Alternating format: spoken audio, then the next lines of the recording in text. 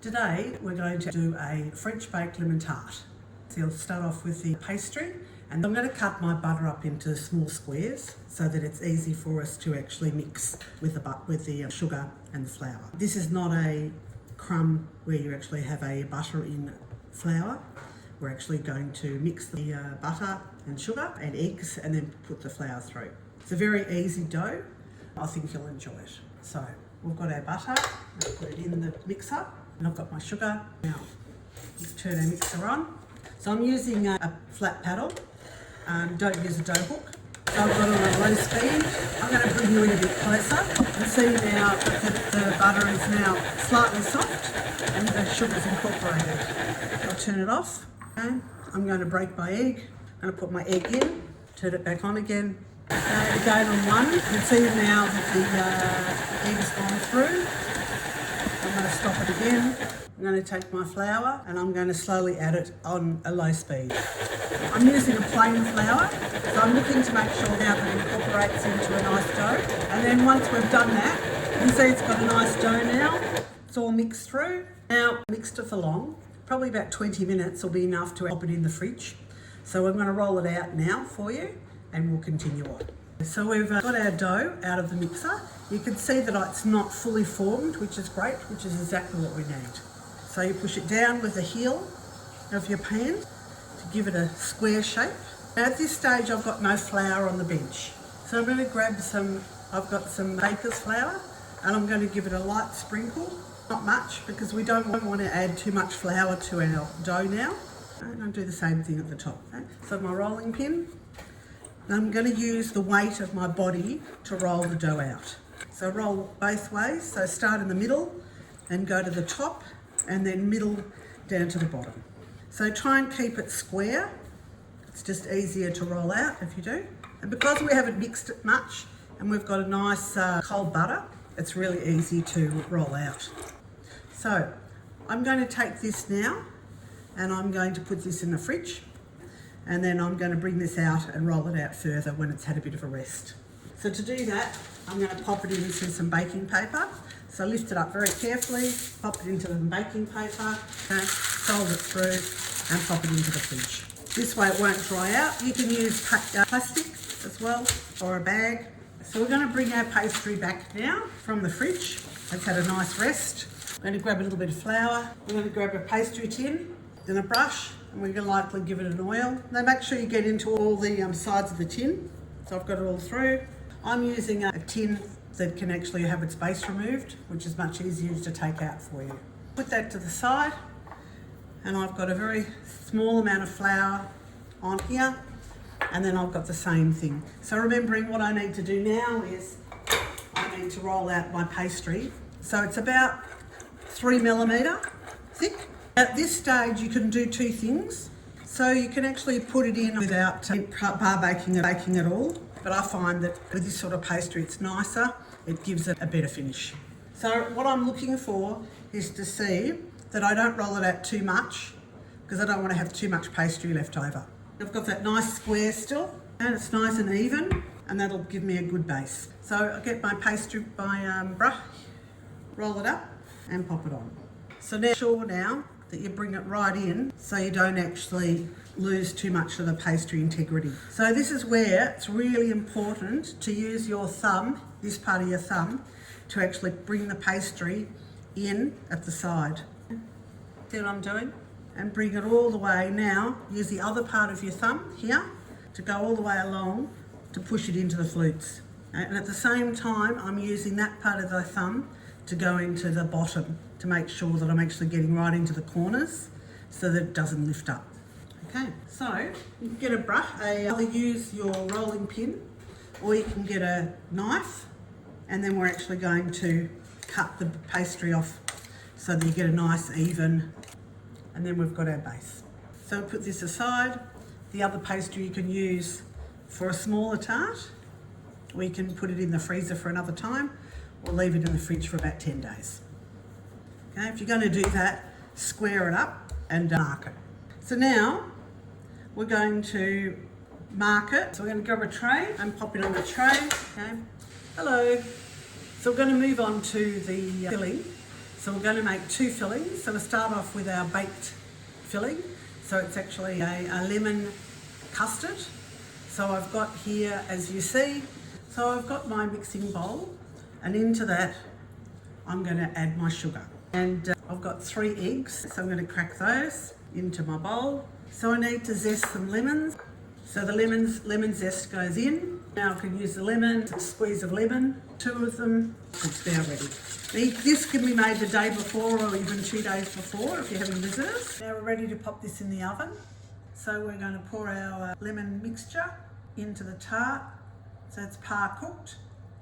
We want to make sure that we fill it up nice and full, not where it's going to spill as you're putting it in the oven. So I'll see you in a minute when it's finished. So here we go, we're going to make our lemon curd. We've got our tart base in the oven, and we've got sugar, lemon juice. We're going to add the sugar and lemon juice together. Give a bit of a stir. So this has got no dairy in it, per se cream. And if you wanted to, you can use a margarine to do the same things that I'm using the butter with. And I'll demonstrate that at another time. So we've got 5 eggs, and then I'm going to move you over to the bain-marie, because we need to let this thicken. Okay? So it's very important when you're doing this that we actually don't let it overcook.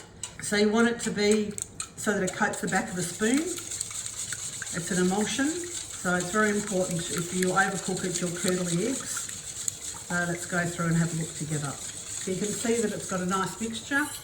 Now I've got butter. I've cut up into little pieces to go in cold, and then I've got some cold water, and I've got 2 gelatin leaves. So I'm using gold gelatin.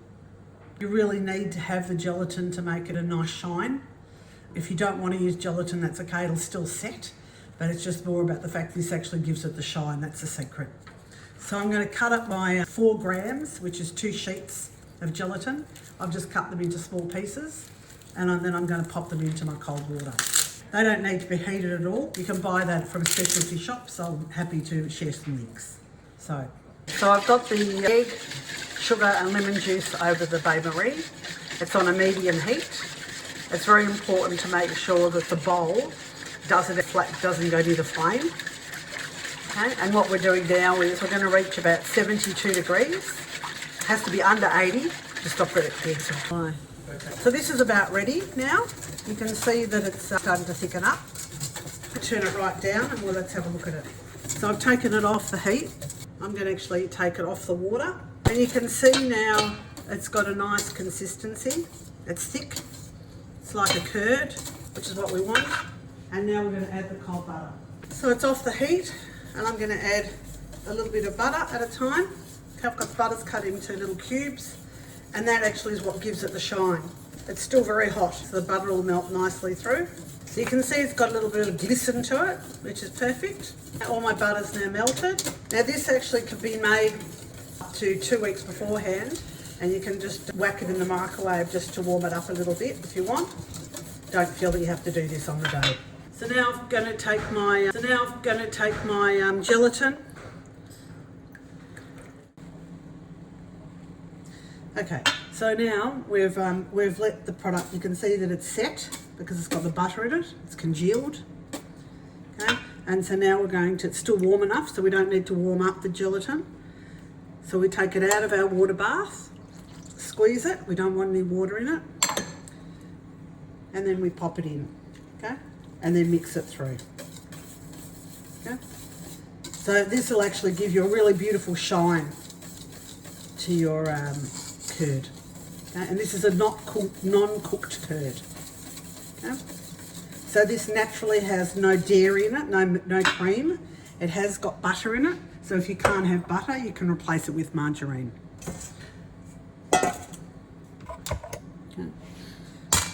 Okay. Now to ensure that we don't have any lumps, what I'm going to do is I'm going to put it through my sieve.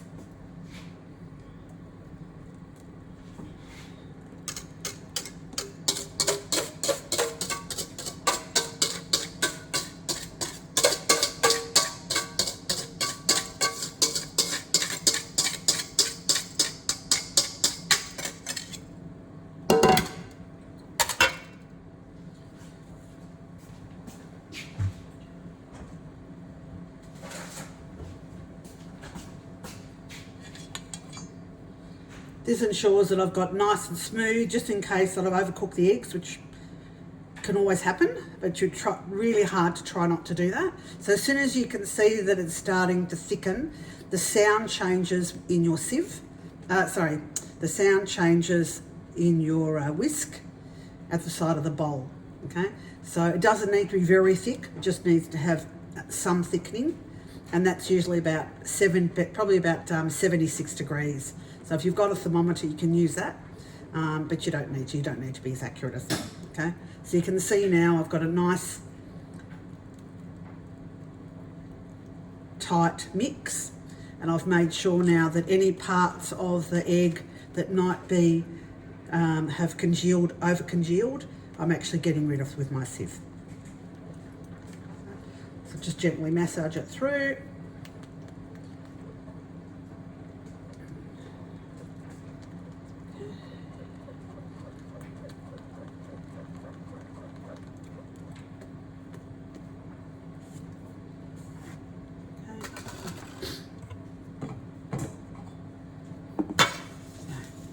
Right, we'll set it aside. Okay, so now it's time to take the tart out of the oven.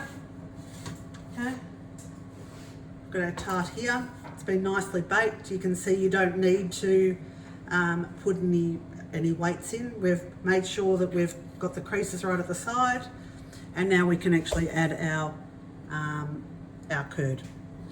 And this can go into the fridge ready to be eaten.